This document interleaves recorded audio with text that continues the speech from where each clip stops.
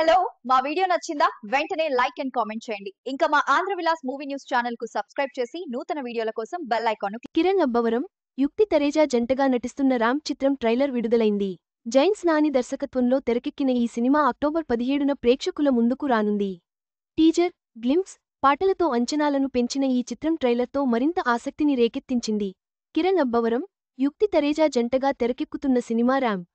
హాస్య movies, Rudransh celluloids బ్యానర్స్పై రాజేష్ దండా, శివ బొమ్మక్ నిర్మాణంలో జైన్స్ నాని దర్శకత్వంలో ఈ సినిమా తెరకెక్కుతుంది.